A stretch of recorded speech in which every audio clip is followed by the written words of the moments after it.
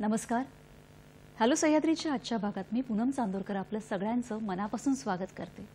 मंडळी, वृक्षवल्ली आम्हा सोयरे वनचरे असं म्हणत संत तुकाराम महाराजांनी या वृक्षवेलींना आपले सगळे सोयरे म्हणून त्यांचा गौरव केला आहे. मनुष्य आपल्या सगळ्या गरजा पूर्ण करू शकतो, परंतु त्याच्या मूलभूत गरजा मात्र अन्न, वस्त्र, निवारा हा निसर्गाशिवाय तो पूर्ण करण्यासाठी असमर्थ आहे. आणि या निसर्गाचं महत्त्व आपल्या पूर्वजांनी खूप आधीपासूनच ओळखलेलं आणि म्हणूनच तुळशीची पूजा, शंकराला बेल किंवा कुठल्याही मंगल कार्यात केळीचे खांब किंवा जेवणानंतर गोविंद विडा अशा अनेक पर्यावरणाशी निगडीत या घटकांचा आपल्या रोजच्या जीवनामध्ये आपण सहभाग करतो किंवा आपल्या जीवनाचा एक अविभाज्य भाग आहे. आणि म्हणूनच 21 मार्च हा दिवस जागतिक वन दिवस म्हणून साजरा केला जातो. आपल्या या जंगलांचं महत्त्व, त्यांचं संरक्षण याविषयी आपल्या जनमानसामध्ये एक प्रेरणा यावी किंवा त्याचं महत्त्व कळावं आणि म्हणूनच हा वन दिवस आपण साजरा करत असतो. त्याविषयी आपण अधिक जाणून घेणार आहोत. आजचा आपला विषय काय आहे ते बघूया. आजचा आपला विषय आहे जागतिक वन दिवस 2025. जागतिक वन दिवस 2025 या महत्त्वाच्या विषयावर मार्गदर्शन करण्यासाठी, चर्चा करण्यासाठी अशाच तज्ञ व्यक्तींना आपण नेहमी आपल्या इथे आमंत्रित करत असतो. आजचे आपले पहिले गेस्ट आहेत श्री हरिश्चंद्र सुभाष वाघमोडे, विभागीय वन अधिकारी, जागतिक वनीकरण विभाग, सातारा इथून. तसेच सगळ्यात महत्त्वाची गोष्ट म्हणजे वनसेवेमधील उत्कृष्ट कामगिरीसाठी त्यांना वन आणि वन विभाग यासाठी या कार्यप्रकारामध्ये सुवर्ण पदक जाहीर करण्यात आलेलं आहे. त्यांचं आपण इथे स्वागत करतो. नमस्कार. कार्यक्रमात तुमचं मनापासून स्वागत. नमस्ते. तसेच आजचे आपले दुसरे पाहुणे आहेत श्री सागर गवते, विभागीय वन अधिकारी, कोल्हापूर येथून. नमस्कार सर. तुमचंही कार्यक्रमात मनापासून स्वागत. खरं तर जागतिक वन दिवस आपण साजरा करत असतो, पण या जंगलांचं महत्त्व, त्यांचं संरक्षण करणं किती महत्त्वाचं आहे किंवा त्याच्यासाठी एक सामान्य नागरिक म्हणून आपली जबाबदारी काय आहे, काय करू शकतो, या सगळ्यांविषयी आज आपण आपल्या या पाहुण्यांकडून जाणून घेणार आहोत. आजच्या आपल्या विषयाला सुरुवात करूया. अतिशय महत्त्वाचा असा विषय आहे, आपल्या सगळ्यांच्या जिव्हाळ्याचा विषय आहे जागतिक वन दिवस. आणि आपल्याबरोबर आहेत श्री हरिश्चंद्र वाघमोडे आणि श्री सागर गवते सर. खरं तर दोघांनाही आपल्या या वन दिवसाच्या खूप खूप शुभेच्छा. आपण असं म्हणतो की आपण सगळ्या गरजा पूर्ण करू शकतो, पण आपल्या बेसिक ज्या गरजा आहेत त्या मात्र आपण आपल्या पर्यावरणाशिवाय पूर्ण करू शकत नाही. आणि असं म्हणतात की अलकनंदा नदीपासून सुरू झालेली ही चिपको आंदोलन हे मुठा, महाराष्ट्रातील मुठा या नदीपर्यंत पोहोचलेलं होतं. म्हणजे ही आत्ताची परंपरा नाही तर खूप पूर्वीपासूनची आपली परंपरा आहे. जरा अनेकदा या जागतिक वन दिनाच्या वेगवेगळ्या थीम असतात. झाडांचं संरक्षण, संवर्धन आता आपण जाणतो, पण तरीही जागतिक वन दिनानिमित्त त्याची व्याख्या काय आहे आणि यावर्षीची थीम काय आहे? हरिश्चंद्र सर, तुम्ही काय सांगू शकाल? प्रथमतः सर्व श्रोत्यांना आणि सर्व नागरिकांना जागतिक वन दिनाच्या आम्ही मनपूर्वक शुभेच्छा देतो. आणि वनांचं महत्त्व आणि पृथ्वीवरील जनजीवन खऱ्या अर्थानं जर सुरळीतपणे पार पडायचं असेल तर वनांचं महत्त्व हे अनन्यसाधारण आहे. आणि त्याच्यामध्ये जनजागृती करण्यासाठी हा दिवस आपण साजरा करत असतोय. आणि फूड अँड ॲग्रिकल्चर ऑर्गनायझेशन जे आहे त्यांनी सन 1971 मध्ये या विषयाची आवश्यकता असल्याचं 16व्या परिषदेमध्ये त्या ठिकाणी उद्घोषित केलेलं होतं. आणि त्याचाच धागा पकडून सन 2012 मध्ये त्या ठिकाणी 2012 पासून राष्ट्रीय जे काही आपली महासंघ आहे म्हणजे युनो आहे, युनायटेड नेशन ऑर्गनायझेशन आहे, त्यांच्या महासभेने सन 2012 पासून हा जागतिक वन दिन साजरा करायचा त्या ठिकाणी ठरवलेला आहे. आणि त्यावेळेसपासून आपण हा दिन साजरा करत आहोत. नक्कीच सागर सर, मला तुम्हाला विचारायचं आहे की वन म्हटलं किंवा हे सगळं आपल्या सगळ्यांच्या आवडीचा विषय असतो, तर त्याचा इतिहास किंवा त्याची कार्यप्रणाली जाणून घ्यायला आम्हाला एक सामान्य नागरिक सगळ्यांना खूप आवडेल. काय सांगाल सर? हो मॅडम, मला सुद्धा याच्याबद्दल नक्कीच सांगायला अभिमान वाटेल. पृथ्वी च्या उत्पत्तीपासूनच आपल्या पृथ्वीतलावर जंगलं अस्तित्वात आहेत आणि आता आपण सांगितल्याप्रमाणेच प्रत्येक वेळी साधू संतांनीही त्याचं महत्त्व वेळोवेळी अधोरेखित केलेलं आहे. संत तुकाराम महाराजांनीही याच्यावर म्हटलेलं आहे की वृक्षवल्ली आम्हा सोयरे वनचरे पक्षीही सुस्वरे आळविती. तर ह्या शब्दामध्ये त्यांनी महत्त्व सांगितलेलं आहे. शिवाजी महाराजांनीही त्यांच्या आज्ञालेखामध्ये वेळोवेळी वनांचं महत्त्व अधोरेखित केलेलं आहे. त्याच्यामध्ये शिवाजी महाराज म्हणतात की शिवाजी महाराज हे आपल्या म्हणजे आरमाराची स्थापना केली आणि त्यासाठी भरपूर लाकूड लागणार होतं. तर त्यावेळी त्यांनी त्यांच्या आज्ञालेखामध्ये असं म्हटलेलं आहे की सागवान किंवा इतर जे टिंबर वृक्ष लागतील आपणाला, तर ते वापरतानाही हुजराची परवानगी घेऊन आपण वापरावे आणि त्या व्यतिरिक्त जर जास्त आपल्याला लागलं तर ते आपण परप्रांतातून मागवावं. त्याचप्रमाणे आंबा, जांभूळ ह्या ज्या काही फळे देणाऱ्या प्रजाती आहेत की ज्यांना वाढायला फार दिवस लागतात, तर अशा प्रजाती चुकूनही तोडू नये, कारण की त्याच्यावर गोरगरिबाची लेकरं त्याच्यावर जगत असतात. आणि इतिहासाबद्दलच जर बोलायला गेलं तर त्याच्यामध्ये आपण 2 कालखंडामध्ये त्याचा आपण बोलू शकतो की ब्रिटिश आल्यानंतर आणि ब्रिटिश गेल्यानंतर. पहिल्यांदा जर भारतामध्ये वनांचं व्यवस्थापन जर सायंटिफिकली करायचा विचार केला तर ते ब्रिटिशांनी सुरू केलं. ब्रिटिश आल्यानंतर 1864ला त्यांनी पहिल्यांदा इम्पेरिकल फॉरेस्ट डिपार्टमेंटची स्थापना केली आणि डायट्रिस ब्रँडिस म्हणून हे जे बॉटनिस्ट होते त्यांची पहिली इन्स्पेक्टर जनरल ऑफ फॉरेस्ट म्हणून त्यांनी नेमणूक केली. आणि जो पहिला भारतीय वन अधिनियम आहे, इंडियन फॉरेस्ट ॲक्ट आपण ज्याला म्हणतो, तो 1865ला ब्रिटिशांनीच अस्तित्वात आणला आणि इम्पेरिकल फॉरेस्ट सर्व्हिसची स्थापना लगेच त्यांनी 1866ला केली. पुढं जाऊन त्यांनी हा जो 1865चा जो कायदा होता भारतीय वन अधिनियम, तो त्यांनी सुधारित केला 1878मध्ये. आणि आता जे आपण बघतोय की रिझर्व्ह फॉरेस्ट, प्रोटेक्टेड फॉरेस्ट म्हणजे राखीव वन, संरक्षित वन असं जे क्लासिफिकेशन केलं गेलेलं आहे ते त्याच्यानुसारच केलं गेलेलं आहे. आणि महत्त्वाचं त्यांचा जो कन्सर्न होता ब्रिटिशांचा, त्याच्यामध्ये कमर्शियल एक्सप्लॉयटेशन ऑफ टिंबरवूड हाच होता. परंतु ज्यावेळी ब्रिटिश निघून गेले 1947मध्ये आणि त्यानंतर मग आपण 1952ला भारतीय वननीती आणली, 1988ला वननीती आणली आणि त्या वननीतीमध्येच म्हटलेलं आहे की आत्ता जे आपण म्हणतोय की भौगोलिक एकूण क्षेत्राच्या 33% हे वनक्षेत्र वनच्छादन असावं, तर ते त्याच्यामध्येच नमूद केलेलं आहे. आणि मग हे साध्य करण्यासाठी पुढं आपण जॉईंट फॉरेस्ट मॅनेजमेंट कमिटी किंवा इंडियन फॉरेस्ट ॲक्ट हे जे आणलेलं आहे की लक्षात आलं की आपल्याला जोपर्यंत आपण लोकसहभाग ह्याच्यामध्ये वाढवत नाहीये तोपर्यंत हे आपल्याला साध्य होणार नाहीये. त्यामुळं आत्ताचा जो कन्सर्न आहे आपला, तो आपण लोकसहभागातून वनसंवर्धन आणि वन संरक्षण हा आहे, असा आपला अजेंडा सुद्धा ह्याच्यामध्ये चेंज होत आलेला आहे. तर ह्या पद्धतीनं थोडक्यात आपल्याला इतिहासाबद्दल सांगता येईल. नक्कीच. जसं आता तुम्ही सांगितले की लोकसहभाग खरं तर खूप महत्त्वाचा आहे आणि तो कशा पद्धतीने लोकांनी दिला पाहिजे त्याविषयी आपण बोलणारच आहोत. हरिश्चंद्र सर, मला तुम्हाला विचारायचं, जसं आता सरांनी सांगितलं की 33% भाग हा वनांनी व्यापला पाहिजे, तर महाराष्ट्रात अनेक वनांचे वेगवेगळे प्रकार असतील आणि सध्याची परिस्थिती काय आहे? यस, नक्कीच. सद्य परिस्थितीमध्ये जर आपण बघितलं तर वनांचे एकूण 6 प्रकार महाराष्ट्रामध्ये ढोबळमानाने आहेत. आणि त्याच्यामध्ये जर आपण बघितलं तर उष्णकटिबंधीय सदाहरित वने, उष्णकटिबंधीय पानझडी वने, उष्णकटिबंधीय निमसदाहरित वने, उष्णकटिबंधीय आर्द्र पानझडी वने आणि आपल्या जे काही समुद्र किनारपट्टीला जे आहे ते खारफुटीची जंगलं, असे एक 6 सर्वसाधारणपणे प्रकार पडतात. आणि ह्याच्यामध्ये जर आपण पाहिलं तर जे काय पर्जन्यमान आहे आणि जमिनीचा प्रकार आहे याच्याप्रमाणे वनांचे प्रकार हे त्या ठिकाणी पडत असतात. याचबरोबर वन म्हणजे काय हा एक महत्त्वाचा मुद्दा त्या ठिकाणी आजच्या या जागतिक वन दिनाच्या निमित्तानं आपण हा विचारलेला आहे. त्याच्या बाबतीत माननीय सर्वोच्च न्यायालयाने TN गोदावरमनचं जे काही केस आहे 12/12/96 जजमेंट आहे त्याच्यामध्ये अगदी स्पष्टपणे त्याची व्याख्या त्या ठिकाणी केलेली आहे की वनांची मालकी, नंतर मान्यता आणि वर्गीकरण काहीही असू देत, परंतु सरकारी रेकॉर्डमध्ये जर त्याची फॉरेस्ट म्हणून जर नोंद असेल तर अशा क्षेत्राला वन असं संबोधलं जातं. यस. आणि आता प्रकार झाले.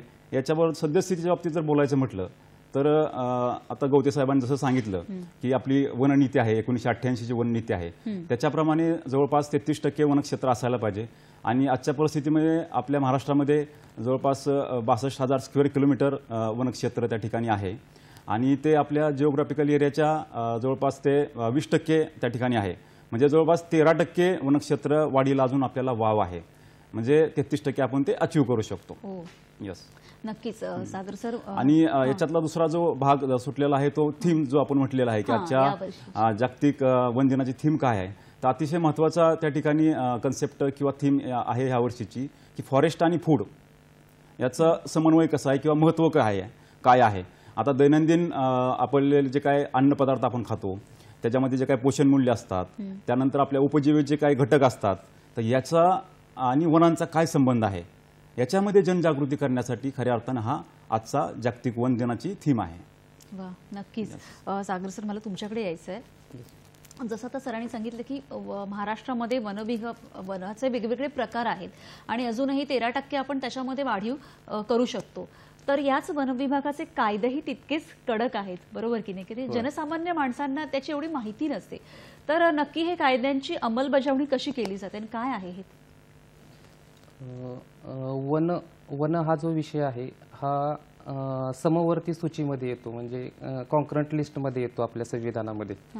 आणि त्यामुळं वनांच्या संदर्भात जे कायदे करण्याचे अधिकार आहेत ते केंद्र शासन आणि राज्य शासन या दोघांना अधिकार आहेत.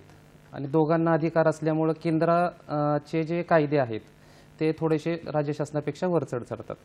आता कायद्यांबद्दल जर बोलायचं झालं तर मगाशी सांगितल्याप्रमाणे इंडियन फॉरेस्ट ॲक्ट आहे, भारतीय वन नियम 1927, की ज्याच्यानुसार आपल्या जे भारतातलं फॉरेस्ट आहे, संरक्षित वन असेल किंवा राखीव वन असेल, की ह्याचं जे नियोजन किंवा मॅनेजमेंट जे केलं जातं ते इंडियन फॉरेस्ट ॲक्ट 1927 नुसार केलं जातं.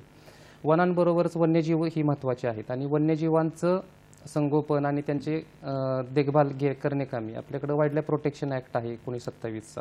आपल्याकडे जे प्रोटेक्टेड एरियाज आहेत, ज्याला संरक्षित क्षेत्र आपण म्हणतो, त्याच्यामध्ये नॅशनल पार्क्स येतात, वाईल्ड लाईफ सँच्युरीज येतात, कॉन्झर्वेशन रिझर्व येतात आणि कम्युनिटी रिझर्व येतात.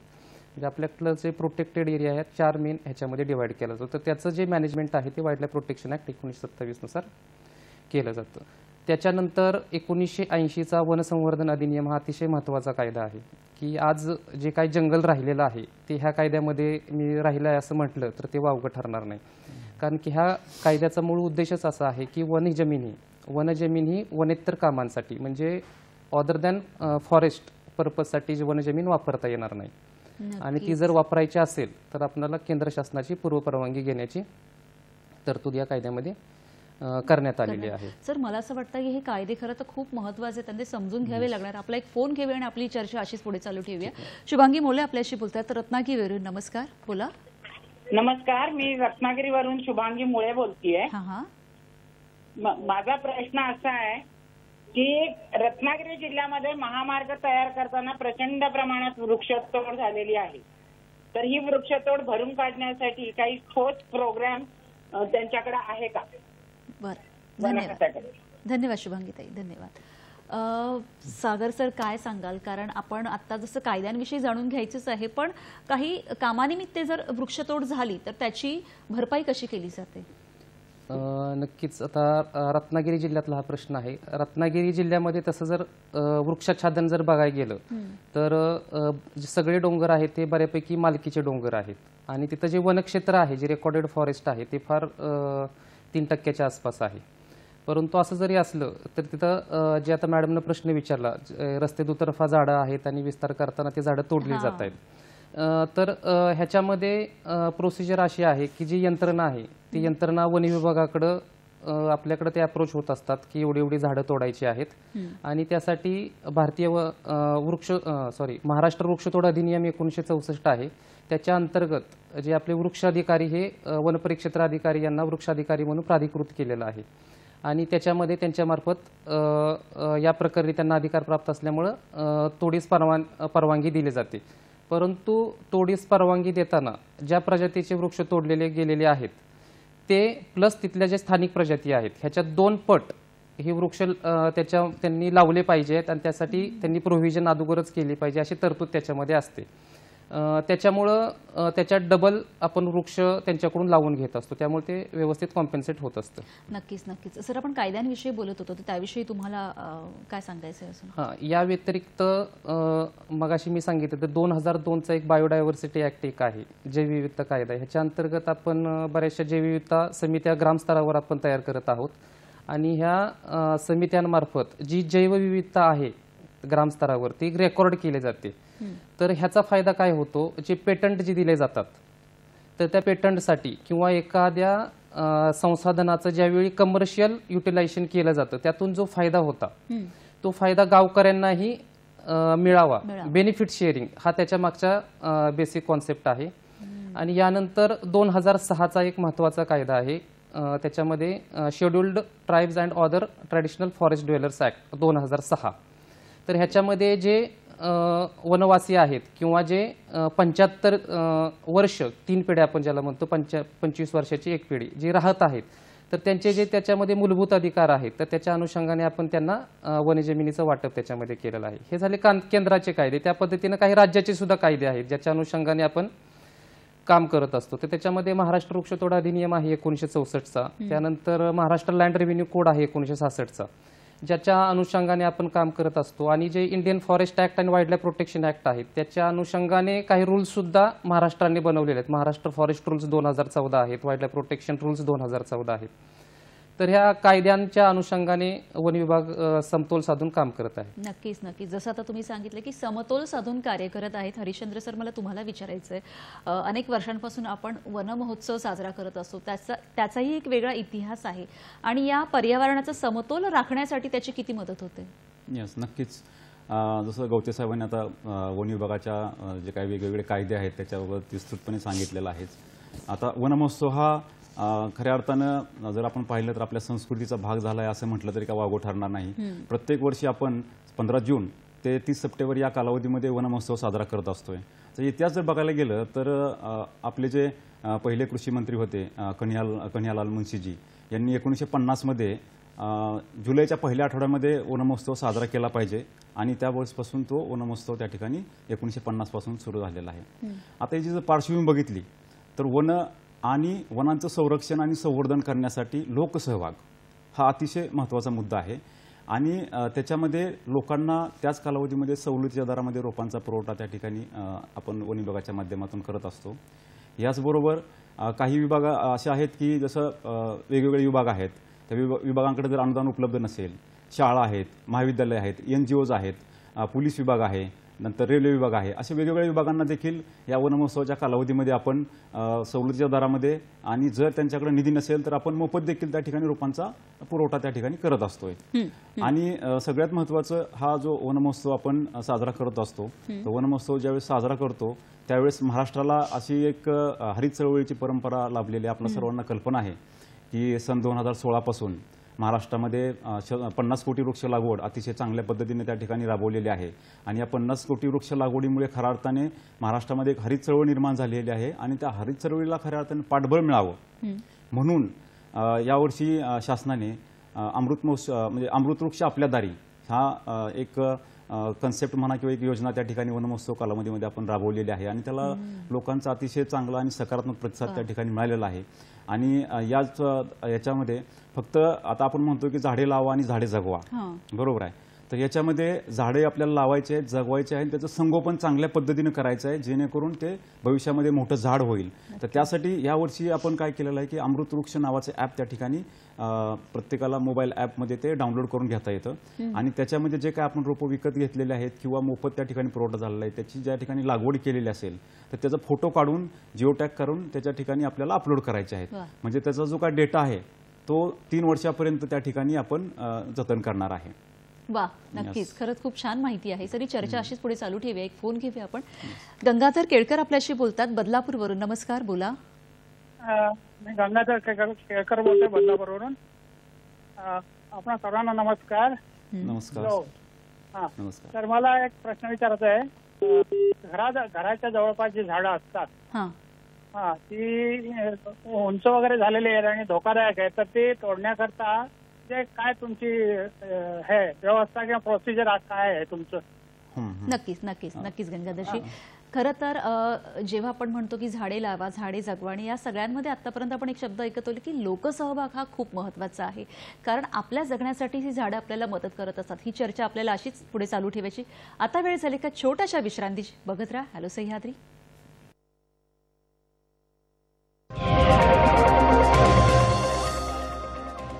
विश्रांतीनंतर सगळ्यांचं पुन्हा एकदा स्वागत. 21 मार्च हा जागतिक वन दिवस साजरा करत असतो आणि त्याच निमित्ताने आजचा आपला विशेष कार्यक्रम आहे. आणि आपल्या इथे असे 2 तज्ज्ञ आहेत, वन अधिकारी श्री हरिश्चंद्र वाघमोडे आणि श्री सागर गवते. विश्रांतीला जाण्यापूर्वी खरंच खूप चर्चा करत होतो. छोट्या छोट्या गोष्टी तुमच्याकडून आम्हाला कळत आहेत आणि लोकसहभाग हा खूप महत्त्वाचा आहे, ही गोष्ट प्रामुख्याने जाणवते. सर, विश्रांतीला जाण्यापूर्वी आपल्याला फोन आला होता, तर हरिश्चंद्र सर तुम्ही काय सांगाल की बऱ्याचदा असं होतं की मुंबई किंवा शहरासारख्या ठिकाणी आपल्या सोसायटीच्या आसपास खूप मोठी मोठी झाडं असतात, ज्यांचा कधी कधी आपल्याला धोका उद्भवतो, तर त्यावेळेला काय करता येईल, काय सांगाल? आता ह्याच्यामध्ये जो प्रश्न विचारलेला आहे त्याच्या संदर्भामध्ये कायदा जो आहे तो आता गवते साहेबांनी सांगितलं की महाराष्ट्र वृक्षतोड अधिनियम 1964 अंतर्गत त्या ठिकाणी जर ग्रामीण क्षेत्रामध्ये असेल तर आमचे वन प्रक्षेत्र अधिकारी यांना त्या ठिकाणी प्राधिभूत केलेलं आहे, त्यांच्याकडे आपण अर्ज करू शकतो आणि त्याला त्या ठिकाणी रितसर परमिशन त्या ठिकाणी मिळत असते. जर एखादं झाड शेती करण्यासाठी अडथळा निर्माण करत असेल किंवा आपल्या इमारतीसाठी अडथळा निर्माण करत असेल आणि खरंच ते तोडणं आवश्यक आहे का, या सगळ्या गोष्टींची शहानिशा करून आमचे जे काही वृक्ष अधिकारी आहेत त्याला त्या ठिकाणी परमिशन देत असतात. आता याचबरोबर जर नागरी क्षेत्रामध्ये अशा प्रकारचं झाड असेल, नागरी क्षेत्र म्हणजे नगरपालिका असेल, नगर परिषद असेल किंवा महानगरपालिकाच्या हद्दीमध्ये जर असं झाड असेल आणि ते अडथळा निर्माण करत असेल तर आपल्याला अर्बन ट्री फेलिंग ऍक्ट जो आहे त्याच्या अंतर्गत ते जे काही प्राधिकरण आहेत, समजा नगरपालिकेच्या हद्दीमध्ये आहेत, तर त्या ठिकाणी आपल्याला ऍप्लिकेशन करावं लागेल आणि त्या ठिकाणी आपल्याला परमिशन मिळून जाईल. नक्कीच.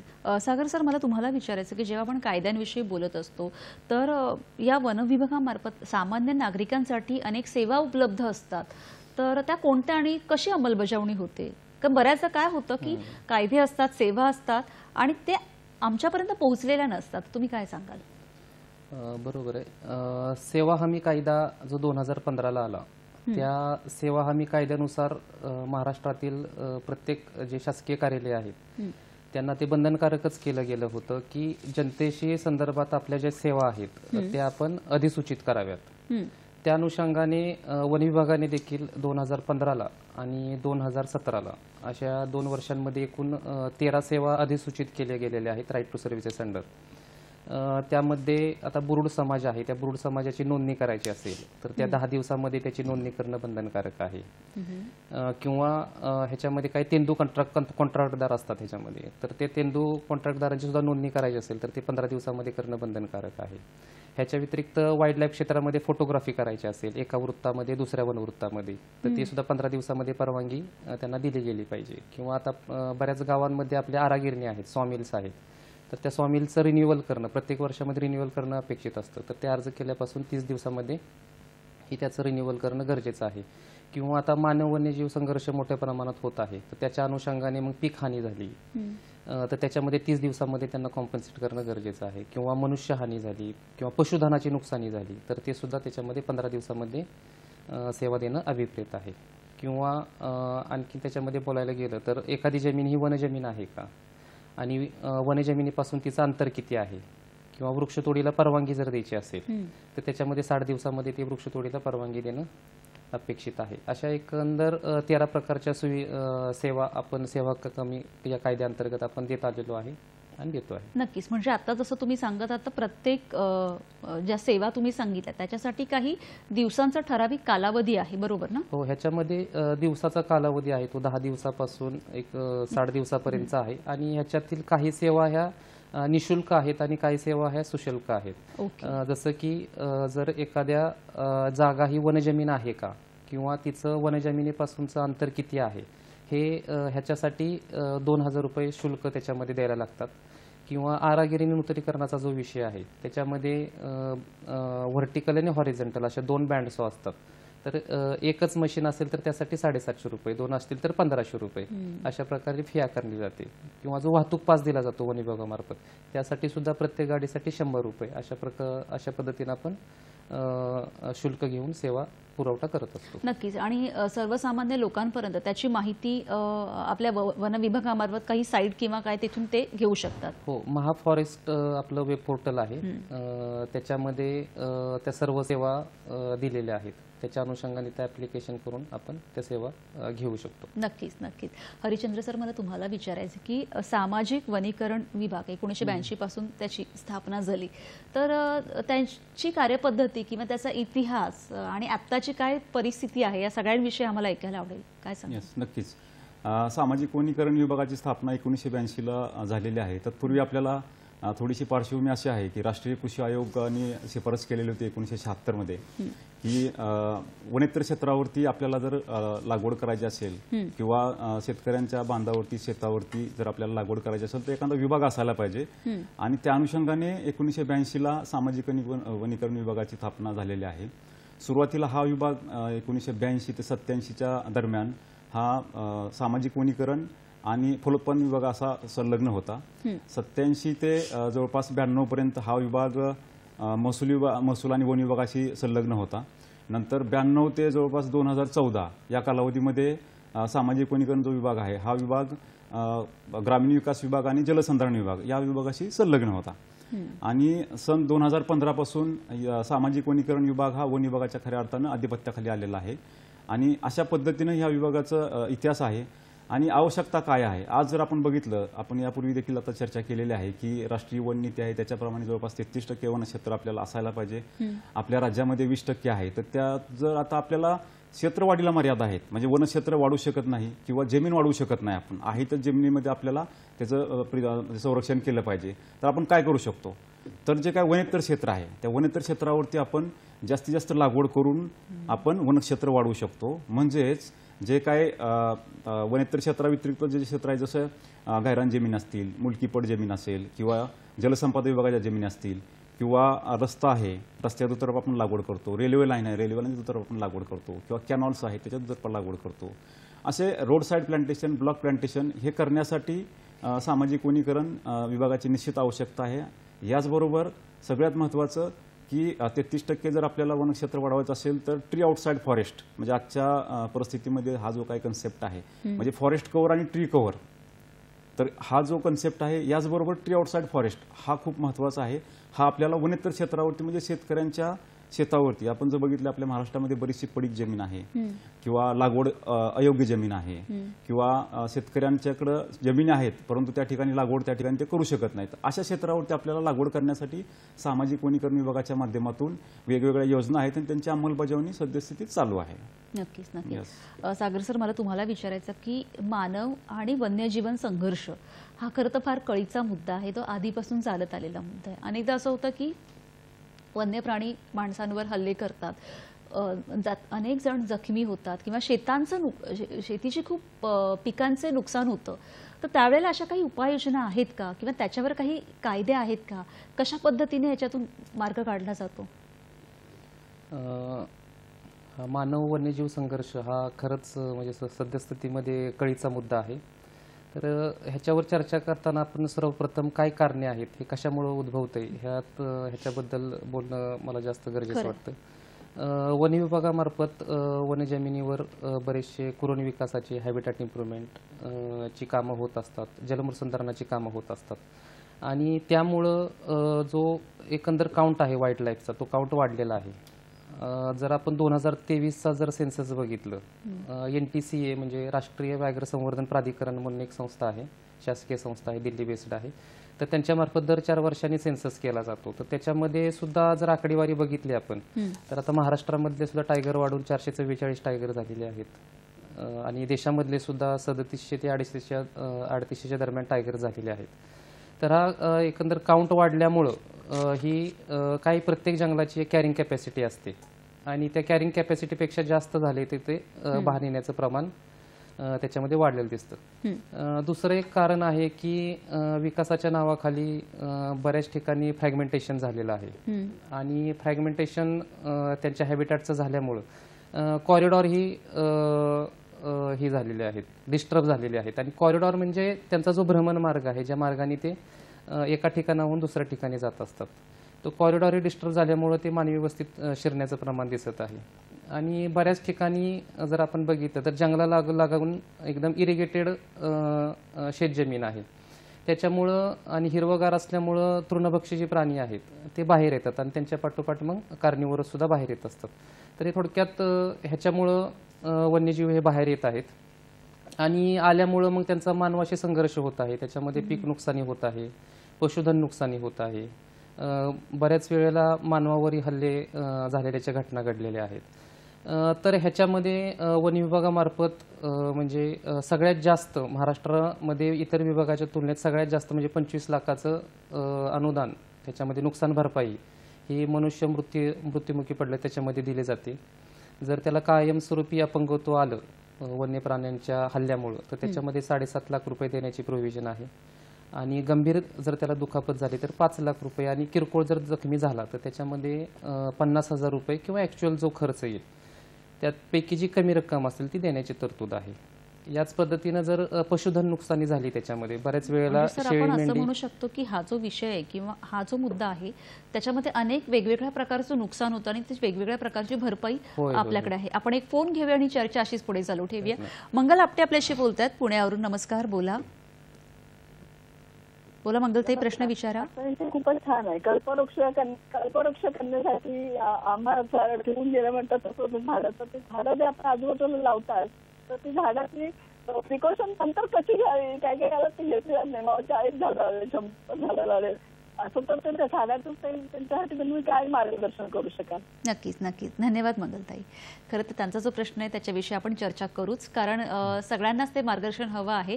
आता जर तुम्ही ह्या ज्या उपाययोजना सांगत होतात किंवा काही नुकसान झाल्यावर त्यांची भरपाई कशी केली जाते त्याविषयी कंटिन्यू करूया. त्याच पद्धतीनं पशुधनही नुकसानी होत असते. या पशुधनामध्ये गाई, म्हैस, बैल ह्यांचं जर कॅज्युलिटी झाली तर त्याच्यामध्ये 70,000 रुपये देण्याची जास्तीत जास्त प्रोव्हिजन आहे किंवा ॲक्च्युअल जो बाजारभाव असेल त्याच्यानुसार नुकसान भरपाई दिली जाते.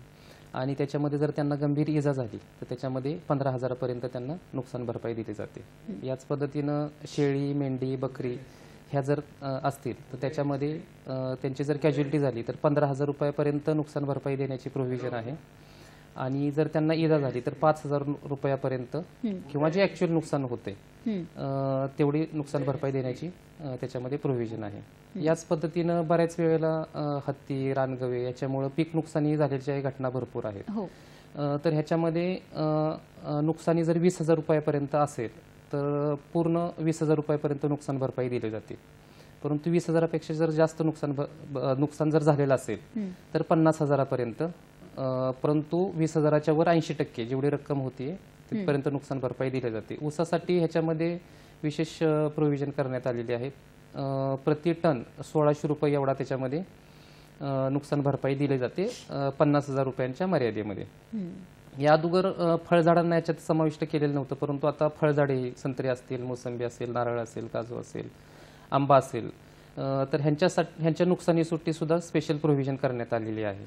तसंच मागच्याच वर्षी आता कोकणात जर बघितलं तर हत्ती आणि गडचिरोली जिल्ह्यामध्ये हत्तीचा प्रादुर्भाव जरा जास्त आहे, म्हणजे नुकसानी जास्त आहे. मग त्याचा सुद्धा शासनाने प्राधान्याने विचार करून जर ते बैलगाडी असेल तिचं नुकसान झालं किंवा पाईपलाईन नेलेली असेल त्याचं नुकसान झालं, शेतकऱ्याचं घर असेल किंवा जनावरांचा गोठा असेल तर ह्याची सुद्धा नुकसान भरपाई देण्याची प्रोव्हिजन करण्यात आलेली आहे. त्यासाठी ज्युनियर इंजिनियर जे स्थापत्यचे आहेत त्यांना त्या कमिटीमध्ये घेतलेलं आहे. ती कमिटी पंचनामा करते आणि बाजारभाव किमतीनुसार त्याच्यामध्ये नुकसान भरपाई देण्याची प्रोव्हिजन याच्यामध्ये केलेली आहे. नक्कीच नक्कीच. हरिश्चंद्र सर, मला तुमच्याकडे येते, जसं आता जेव्हा मंगलताई त्यांचा जो प्रश्न होता, आणि खरं तर काय होतं की बऱ्याच वेळेला हा प्रश्न पडतो की सगळ्या प्रेक्षकांच्या वतीने की आपण झाडं लावतो आपल्या आजूबाजूलाही, पण त्यांची काळजी कशी घ्यावी. बऱ्याचदा मोठी झाडं ही थोडं मैदान असेल तर लावली जातात, तर त्यांची काळजी कशी घ्यावी किंवा त्यांची वाढ कशी करता येईल याविषयी थोडी माहिती हवी असेल तर ती कशी घेता येईल? नाही, त्याच्यामध्ये महत्त्वाचा मुद्दा आहे की वृक्ष लागवड केल्यानंतर किंवा आपण झाड लावल्यानंतर आता झाड कुठं लावतोय हे खूप महत्त्वाचं आहे आणि त्याच्याप्रमाणे मग त्याचं प्रोटेक्शन किंवा त्याचं संरक्षण करण्याच्या अनुषंगाने आपल्याला कार्यवाही विचारात घेतली पाहिजे. जर आपण रस्ता उतरपा जर आपण लागवड करत असू किंवा रस्त्याच्या बाजूला किंवा अंगणाच्या बाजूला जर झाड लावलं असेल किंवा इमारत परिसरामध्ये जर झाड लावलं असेल तर त्याच्या संरक्षणासाठी पहिल्यांदा आपल्याला कुंपण करणं गरजेचं आहे. आता कुंपण करायचं तर कुंपणाचे वेगवेगळे प्रकार आहेत. तर आपल्याकडं जे काही स्थानिकरित्या लाकडी कुंपण आपण करू शकतो, बांबूच्यापासून जे काय आहे त्याचं पण कुंपण आपण त्या ठिकाणी करू शकतो, किंवा अगदीच हे शक्य नसेल तर आपले जे प्रोसोपिसचे ज्याला आपण बाबळ म्हणतो तिचे काटे देखील बाजूला टाकून आपण त्याच्यापासून कुंपण करू शकतो. महत्त्वाचं काय आहे की जे काय पाळीव प्राणी आहेत किंवा मोकाट जनावर आहेत यांच्यापासून त्याचं संरक्षण होणं सुरुवातीच्या 3 वर्षाच्या साधारण 3 वर्ष कालावधीमध्ये आवश्यक असतं, त्यामुळे कुंपण होणं गरजेचं आहे. दुसरी गोष्ट आहे की जे काय आपण विडिंग त्या ठिकाणी केली पाहिजे, म्हणजे निंदणी आणि माती भुसभुशीत करणं, याला आपण सॉइल वर्किंग म्हणतो. ह्या 2 गोष्टी महत्त्वाच्या आहेत. याचबरोबर सगळ्यात महत्त्वाचं की पाण्याची व्यवस्था त्या ठिकाणी जर आपण केली तर रोपाची वाढ निश्चित चांगली होते आणि वन्य प्राण्यांपासून जे काही पशुधन आहे, पाळीव पशुधन किंवा मोकाट जनावर आहेत यांच्यापासून रोपाचं संरक्षण होतं आणि चांगली वाढ त्या ठिकाणी आपल्याला पाहायला मिळते. नक्कीच नक्कीच. आपण एक फोन घेऊया आणि चर्चा अशीच पुढे चालू ठेवूया. महेश अलगमकर आपल्याशी बोलतात गडचिरोलीवरून. नमस्कार, बोला. नमस्कार सर. माझा प्रश्न हे आहे की गडचिरोली जिल्हा आणि चंद्रपूर जिल्हा हे लगत असल्यामुळे नाही का ताडोबामध्ये वाघ वाढलेले आहे, वाघाची संख्या वाढलेली आणि तिथले वाघ नाही गडचिरोली जिल्ह्यामध्ये येऊन राहिले आणि मानव जीव आणि वाघाचा संघर्ष होऊन राहिला प्रत्येक जागी. नमस्कार सर. हा, नमस्कार, बोला ना सर. तुमचा प्रश्न सलग विचारा. नक्कीच, धन्यवाद. हरिश्चंद्र सर, काय सांगाल त्यांना की आता जे नक्कीच प्रश्न हा वस्तुस्थितीला धरून आहे आणि वस्तुस्थितीच्या बाबतीमध्ये गवते साहेबांनी त्या ठिकाणी विस्तृतपणे सांगितलेलं आहे की आपण जे काही हॅबिटेट इम्प्रूव्हमेंटची कामं अतिशय चांगल्या पद्धतीने वन विभागाच्या मार्फत झालेली आहे, त्याच्यामुळं वाघांची संख्या निश्चितपणे वाढलेली आहे आणि ही संख्या जी वाढलेली आहे ती कॅरिंग कॅपॅसिटीच्या पेक्षा जास्त वाघ त्या ठिकाणी आहेत. त्याच्यामुळं जे काही फ्रिंज एरिया आहेत, फ्रिंज एरियामध्ये असणारी गावं आहेत किंवा क्षेत्र आहे त्या ठिकाणी वाघ त्या ठिकाणी मार्गक्रमण करत आहेत किंवा इतर प्राणी देखील बिबट असेल किंवा हे प्राणी त्या ठिकाणी मार्गक्रमण करत आहेत. तर अशा परिस्थितीमध्ये सद्यस्थितीत एक आमचा सह्याद्री टायगर रिझर्व आहे त्या ठिकाणी वाघांची संख्या तुलनेनं कमी आहे. तर त्या ठिकाणी रिलोकेशनचा किंवा ट्रान्सलोकेशनचा जो काही उपक्रम आहे तो शासनाच्या माध्यमातून सुरू आहे. म्हणजे थोडं बहुत होईना आपण तिथली जे काही वाघ आहेत ते आपण सह्याद्री टायगर रिझर्वमध्ये आपण त्या ठिकाणी शिफ्ट करू शकतो आणि ते जे काय प्रेशर आहे ते कमी होऊ शकतं. नक्कीच नक्कीच. खरं तर आपण जेव्हा म्हणतो की वन दिवस किंवा वन्य जीवन हे खरं तर खूप खोलवर आहे आणि त्या सगळ्यांविषयी जाणून घेणं हा आपला अधिकार पण आहे आणि आपलं कर्तव्यही आहे. ही चर्चा अशीच पुढे चालू ठेवायची, पण आता वेळ झाली एका छोट्याशा विश्रांतीची. बघत राहा हॅलो सह्याद्री.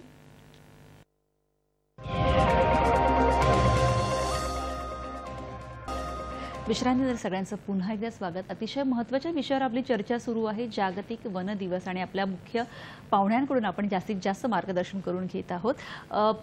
चर्चेला सुरुवात करण्यापूर्वी आपण आधी एक फक्त फोन घेऊया. शिवानंद वसेदार आपल्याशी बोलतात निपाणीवरून. नमस्कार शिवानंदजी, प्रश्न विचारा. नमस्कार, तुमचा प्रश्न विचारा. काही व्यक्तीला झाडे लावायची आवड पहिल्यापासून असतो, पण कोणती झाडे घरामध्ये लावायला चालतो, दाराजवळ लावायला चालतो, त्यांना त्याची माहिती मिळत नसतो आणि कशा प्रकारे त्याचं संगोपन केले पाहिजे ते सुद्धा माहित नसतो. त्यासाठी कोणती ॲप वगैरे घेऊ शकतो काय? आणि काही लोक शेतामध्ये वगैरे सागवानची झाडं लावलं असतात, पण ते तोडण्यासाठी सरकारचे परमिशन घ्यावं लागते म्हणतात.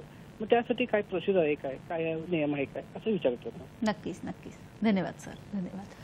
सागर सर, काय सांगाल त्यांना की जरा हां की त्यांनी असं सांगितलं की बऱ्याचदा आजूबाजूला, जसं मगाशी हरिश्चंद्र सरांनी खरं तर त्याचं उत्तर दिलंय की आजूबाजूला आपल्या घरात झाडं लावायची असतात, तर कोणती झाडं लावावी किंवा असा काही कायदे आहेत का की शेतामध्ये सागवान झाड लावल्यावर ते तोडण्यासाठी आपल्याला परमिशन घ्यावी लागते? होय, काही शेड्युल्ड प्रजाती आहेत की ज्याच्यासाठी तोडायला वगैरे परवानगीची प्रोव्हिजन आहे, परंतु मोस्टली कुठलंही झाड लावण्यासाठी त्याच्यामध्ये परवानगी घ्यायची काही प्रोव्हिजन नाहीये. फक्त एकच आहे की जे झाडं लावल्यानंतर जर कमर्शियल आपण ती लावत असू, जसं सागवानाची बाग लावत असू किंवा मेलिडोबियाची लावत असू, सुरूची लावत असू, इकॅलिप्टसची लावत असू, तर त्याची नोंद हे सातबाऱ्यावर घेणं अपेक्षित आहे. कारण की ज्यावेळी कमर्शियल हार्वेस्टला क्रॉप येतं, जसं निलगिरी 5 वर्षामध्ये येतं, बांबूचं 3 वर्षानंतर आपण हार्वेस्ट करू शकतो, तर त्यानंतर त्यावेळी वृक्षतोडीला परवानगी घेताना आपल्याला काही डॉक्युमेंट सादर करायला लागतात. सातबारा असेल, आट असेल किंवा भाऊभावाचा असेल तर त्याच्यामध्ये त्यांचं हमीपत्र की बाबा काही अडचण नाही तोडायसाठी, तर त्यावेळी ती अडचण येऊ शकते. त्यामुळं सातबाऱ्यावर नोंद घेणं गरजेचं आहे. आणि वृक्ष तोडण्यासाठी हे ती एक सेवाच आहे मागाशी सांगितल्या पद्धतीनं. त्यामुळे ते वृक्ष अधिकाऱ्यांकडे अर्ज करायला लागतो आणि अर्ज केल्यानंतर त्याच्यामध्ये 3 लोकांची कमिटी असते मॅडम. त्याच्यामध्ये आपला वनरक्षक असतो, ग्रामसेवक असतो आणि कृषी सहाय्यक आणि तलाठी, एक 4 लोकांची ती कमिटी असते. ती कमिटी त्याच्यामध्ये व्हिजिट करून त्याच्यामध्ये आपण योग्य असेल तर त्याच्यामध्ये आपण त्याला परवानगी देऊन टाकतो. नक्कीच नक्कीच. त्याचबरोबरीने मला विचारायचे सागर सर की आता सध्या वणवा हंगाम सुरू आहे. अनेकदा वनांना आग लागल्यामुळे खूप नुकसान होतं, तर त्याच्यासाठी काही अंमलबजावणी केली जाते का किंवा काय कायदे आहेत? हो, नक्कीच. आता वनवा हा आता सुरू होत असतो. आता हा वनवा हंगामच आहे आणि वनवा खरंच कळीचा मुद्दा आहे. सगळ्यात जास्त वनांचं जर नुकसान होत असेल तर ते वनवनव्यामुळेच होतं. त्याच्यामध्ये कोणी सुटत नाही. मग त्याच्यामध्ये सरपटणारे प्राणी असतील, पक्षी असतील, पशु असतील, झाडं, सगळ्या फ्लोरा फाउना त्याचं सगळ्यात जास्त नुकसान होतं. आणि ह्याला जर कारणं तसं आपण बघायला गेलं तर ह्याला 2 महत्त्वाची नैसर्गिक आणि मानवनिर्मित अशी कारणं आहेत. नैसर्गिकरित्या फार 1% किंवा त्यापेक्षा कमी पद्धतीनं कमी प्रमाणामध्ये आग लागली जाते. मोस्टली आग ही आहे मानवनिर्मितच आहे. ह्याच्यामध्ये आपण पाहतो की लोक येता जाताना काडी मारणे जंगलामध्ये किंवा बऱ्याच ठिकाणी वन विभागाकडून काय केलं जातं, प्रतिबंध केला जातो वृक्षतोडीसाठी म्हणा, चराईबंदीसाठी किंवा अतिक्रमण केलं ते निष्कासन केलं जातं. तर त्याचा रोष सुद्धा लोकांच्याकडून मनामध्ये धरला जातो आणि तो रोष धरल्यामुळे जाणून बुजून वनांना आग लावण्याचं सुद्धा प्रमाण आपल्याला दिसून येतं. आता ऊस हार्वेस्टचा टाइम आहे. आता ऊस बऱ्यापैकी तुटलेला आहे. मग ऊस तुटल्यानंतर त्याची पाचट वगैरे पेटवली जाते. शेतकरी त्याचे बांध पेटवतो आणि सगळं पेटवत असताना मग काय होतं, त्याचं दुर्लक्ष होऊन ते आग जंगलामध्ये जायचे सुद्धा प्रमाण आहे. त्या व्यतिरिक्त काही मेंढपाळ लोक असतात, त्यांना चांगल्या पद्धतीचं गवत जंगलात मिळावं म्हणून त्यांच्याकडून ही आग लावली जाते. किंवा जे तेंदू कलेक्ट करणारे लोक आहेत त्याच्यामध्ये तेंदू जास्त प्रमाणामध्ये मिळावा म्हणून ही आग लावली जाते.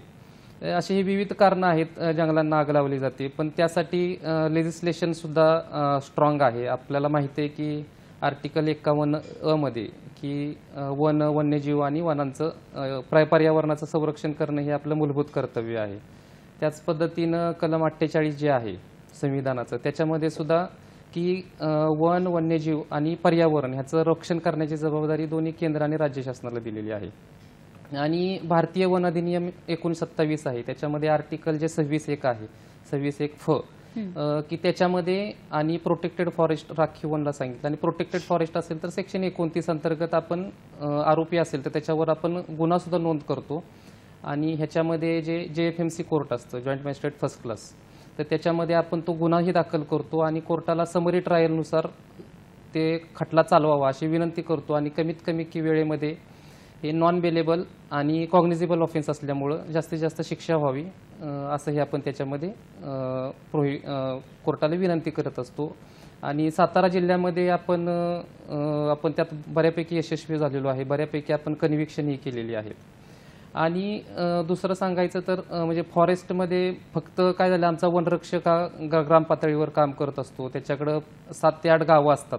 त्यामुळे तो सगळीकडे पोहोचलच असं नाहीये. त्याच्यामुळं ग्रामीणांचा सहभाग हे आग विझवण्यासाठी तोही गरजेचा आहे. आमच्या ग्राम पातळीवर संयुक्त वनव्यवस्थापन समित्या आम्ही गठीत केलेल्या आहेत. जिथं वाईल्ड लाईफ एरिया जास्त आहे तिथं परिस्थितीकीय विकास समित्या आम्ही स्थापन केलेल्या आहेत. 50 कोटी वृक्ष लागवड सुरू असताना ग्रीन आर्मी मेंबरही आपण बऱ्यापैकी केलेले आहेत. आणि शाळांचाही सहभाग घेण्यासाठी आपण इको क्लब शाळांचीही आपण याच्यामध्ये मदत घेत असतो. त्यामुळं आणि जॉईंट फॉरेस्ट मॅनेजमेंटच्या माध्यमातून लोकांच्या मदतीनं आपण वनवा विझवण्यासाठी आणि जास्तीत जास्त वृक्ष आपले कसे जिवंत राहतील ह्यासाठी आपण सदैव तत्पर आहोत. नक्कीच नक्कीच. खरंच खूप छान आहे. हरिश्चंद्र सर, मला तुम्हाला विचारायचं की आपला भारत कृषीप्रधान देश आहे, त्यातलाच महत्त्वाचा विषय वनशेती, तर ही सुद्धा खूप मोठ्या प्रमाणावर केली जाते. तर त्याचे प्रकार काय आहेत आणि त्याच्यासाठी काही शासनाची मदत होते का, काही योजना आहेत का? नक्कीच. आजच्या परिस्थितीमध्ये आपण बघतोय की जर शेतीचा विचार केला तर लँड, लेबर आणि कॅपिटल हा महत्त्वाचे इनपुट्स असतात. आणि आजच्या परिस्थितीमध्ये शेती हा खऱ्या अर्थानं शेतकरी बांधवांना आसमानी आणि सुलतानी संकटाचा सामना त्या ठिकाणी करावा लागतो. आणि बऱ्याचदा काय होतं की दुष्काळ पडतो, अतिवृष्टी होते किंवा नापिकी होते किंवा एखाद्या रोग किंवा किडीचा प्रादुर्भाव होतो. त्यामुळं शेतकरी बांधवांना अपेक्षित जे उत्पादन आहे ते उत्पादन मिळत नाही आणि त्यामुळं आर्थिक नुकसान त्या बांधवांचं होतं. तर अशा वेळेस आपल्याला वनशेती हा एक उत्तम आणि शाश्वत पर्याय आहे असं मला वाटतं. आणि या माध्यमातून आपल्याला वनशेतीच्या माध्यमातून जर आपण वृक्ष लागवड केली विशेष करून, तर वृक्ष लागवड आपण जर केली तर वृक्ष लागवडीतून त्याच क्षेत्रावरून आपल्याला उत्पन्न मिळतं आणि याचबरोबर जे काय त्यांचं म्हणजे पशुधन आहे त्यासाठी चारा मिळतो, सोबतच आपल्याला स्वयंपाकासाठी जे काय जळण लागतं, लाकूड फाटा लागतो तो देखील मिळतो. असा दुहेरी फायदा त्या ठिकाणी होत असतोय. याचबरोबर वनशेती जी आहे त्या वनशेतीमुळं एकतर जमिनीची काय धूप असते ते धूप होत नाही, नंतर जे काय म्हणजे आर्द्रता असते जमिनीमध्ये ती टिकून ठेवली जाते आणि अशा पद्धतीनं एक मायक्रो क्लायमेट तयार त्या ठिकाणी होत असते. त्यामुळं वनशेती ही निश्चितच फायद्याची आहे. याचबरोबर आपल्याला स्कोप जर बघितला आपण वनशेतीचा, तर आजच्या परिस्थितीमध्ये जे काय पडीक जमीन आहे किंवा जी काय नापीक जमीन आहे किंवा खडकाळ जमीन आहे की ज्या ठिकाणी आपण कृषीचे क्रॉप घेऊ शकत नाही, तर त्या ठिकाणी आपण वनशेती निश्चित चांगल्या पद्धतीने करू शकतो. अगदीच प्रकार बघायचे झाले तर याच्यामध्ये एक सर्वसाधारण 5 प्रकार वनशेतीचे पडतात. तर त्याच्यामध्ये आपण कुठल्या प्रकारचे कॉम्बिनेशन त्याच्यामध्ये घेतोय. पहिला जो आहे तो ॲग्रो फॉरेस्ट्री. त्या ॲग्रो फॉरेस्ट्रीमध्ये आपण काय करतो की कृषीचे पीक आणि जे काय ट्री क्रॉप आहेत आपण एकत्रितपणे लावतो. दुसरे आहेत ते सिल्व्हिपास्टोरल सिस्टम. सिल्व्हिपास्टोरल सिस्टममध्ये आपण काय करतो की वनशेतीचे पिकं आणि गवताचे पिकं असे एकत्रितपणे लावतो. तिसऱ्या पद्धतीमध्ये हॉर्टी सिल्व्हिपास्टोरल सिस्टम. तर याच्यामध्ये आपण जे काय फळपिकं आहेत ते लावतो, याचबरोबर कृषीचे पिकं आणि जे काय ट्री क्रॉप आहे ते एकत्रितपणे लावतो. आणि चौथा जो प्रकार आहे तो ॲग्री सिल्व्ही हॉर्टिपास्टोरल सिस्टम. याच्यामध्ये म्हणजे चारही ज्या पद्धती आहेत त्या आपण एकत्रित म्हणजे आपण तृणधान्य असेल, कडधान्य असेल ते देखील लावतो, याचबरोबर फळपिकं लावतो, याचबरोबर वनशेतीतले पिकं लावतो आणि याचबरोबर गवत पण लावतो. तर याच्यामुळं काय होतं की चांगल्या पद्धतीचं शेतकऱ्यांना उत्पन्न मिळतं आणि मायक्रो क्लायमेट देखील त्या ठिकाणी चांगलं राहतं. आता आव्हानाच्या बाबतीत जर आपल्याला जर विचार करायचा म्हटलं तर आव्हानं निश्चित आहेत. तर ह्याच्यामध्ये पहिला मुद्दा जो आहे तो जे क्वालिटी प्लांटिंग मटेरियल आपण म्हणतो, ते क्वालिटी प्लांटिंग मटेरियल आजच्या परिस्थितीमध्ये जसं फळबागांमध्ये आहे किंवा कृषीच्या पिकांमध्ये आहे त्या बरोबरीचं किंवा त्या तोडीचं आपल्या फॉरेस्टच्या स्पीसीजमध्ये नाही आहे. परंतु आजच्या परिस्थितीमध्ये आपण त्या ठिकाणी शासनाने त्या ठिकाणी लक्ष दिलेले आहे आणि शेतकरी बांधवांना क्वालिटी प्लांटिंग मटेरियल त्या ठिकाणी उपलब्ध व्हायला पाहिजे हा उद्देश ठेवून वेगवेगळ्या ठिकाणी आपण ज्या रोपवाटिका आहेत त्या अद्ययावत करत आहोत. आणि याचबरोबर हे क्वालिटी प्लांटिंग मटेरियल त्या ठिकाणी मिळत नाही हा एक महत्त्वाचा मुद्दा आहे. याचबरोबर काय आहे की आपल्याला जो काही बाजारभाव आहे तो बाजारभाव त्या ठिकाणी व्यवस्थित नसतो किंवा मिनिमम सपोर्ट प्राईस जे आहे त्या ठिकाणी डिक्लेअर नसते. त्याच्यामुळे देखील हे एक महत्त्वाचं आव्हान आहे. याचबरोबर महत्त्वाचं आव्हान काय आहे की जेस्टेशन पिरियड जो आहे किंवा रोटेशन पिरियड आहे कृषी वानिकी पिकांचा तो जास्त असतोय. जसं आपण जर साग लागवड केली तर 25 वर्षानंतर जवळपास आपल्याला उत्पन्न मिळतं, बांबूची लागवड केली तर 3 वर्षानंतर उत्पन्न मिळतं. तर अशा प्रकारे जर आपण बघितलं तर हे आव्हान आहेत, परंतु निश्चितच आपण त्या ठिकाणी विभागाच्या माध्यमातून चांगलं काम त्या ठिकाणी करत आहोत. नक्कीच नक्कीच सर, विषय इतका मोठा आहे आणि वेळेची कमतरता आहे. अगदी एका वाक्यात जर तुम्हाला काही सांगायचं असेल संदेश आपल्या प्रेक्षकांना तर काय सांगाल? वनसेवा ईश्वर सेवा आहेच, तर अगदी थोडक्यात काय सांगाल? अगदी नक्कीच. आता बघितलं ना आपण तर फॉरेस्ट ही ओपन ट्रेझरी आहे आणि ओपन ट्रेझरी असल्यामुळं ते सगळ्यांना खुली आहे. असं कुठलाच अशी वस्तू नाही फॉरेस्टमधली जी उपयोगात येत नाही. आजच्या तारखेला माती जरी घ्यायचं म्हटलं आपण तर त्याला किंमत मोजायला लागते. माती असेल, दगड असेल, फळ असेल, फूल असेल, पाणी असेल. आणि वन विभाग थोडासा आमच्याकडे जे मनुष्यबळ आहे ते कमी आहे आणि कमी मनुष्यबळ असल्यामुळे भरपूर अशा लिमिटेशन्स आहेत. आणि फॉरेस्टचे कायदे केंद्र आणि राज्य शासनाचे असल्यामुळं बऱ्याच वेळेला असं होतं की वन विभागाची नकारात्मक भूमिका आहे असं म्हटलं जातं की कुठलंही विकास काम करायला गेलं तर ते नकारात्मक आहे. तर तसं नाहीये. त्याच्यामुळं आपण सर्व मिळून, सर्व लोक, नागरिकांनी मिळून, सर्व प्रशासन सर्व मिळून आपण जास्तीत जास्त हे जंगलांची सेवा कशी करता येईल आणि पुढच्या जनरेशनला कसा त्याचा सस्टेनेबिलिटी उपयोग करू या दृष्टीने आपण प्रयत्न केले पाहिजे. धन्यवाद. नक्कीच. खरंच खूप असं आपण म्हणू शकतो की आपल्याला जगायचं असेल तरी झाडच आपल्याला जगवू शकतात आणि म्हणूनच आपले नातेवाईक सगळे सोयरे म्हणून आपण त्यांचं संवर्धन आणि संरक्षण करणं खूप गरजेचं आहे. आजचा आपला कार्यक्रम कसा वाटला? माध्यम तुम्हाला माहितीच आहे, आम्हाला नक्की कळवा. सर, तुम्ही ते आलात आणि इतकी छान माहिती आम्हाला शेअर केली त्यासाठी खरंच खूप खूप धन्यवाद. धन्यवाद. थँक्यू. भेटूया पुढील भागात पुन्हा एका नवीन विषयासह. तोपर्यंत नमस्कार. नमस्कार.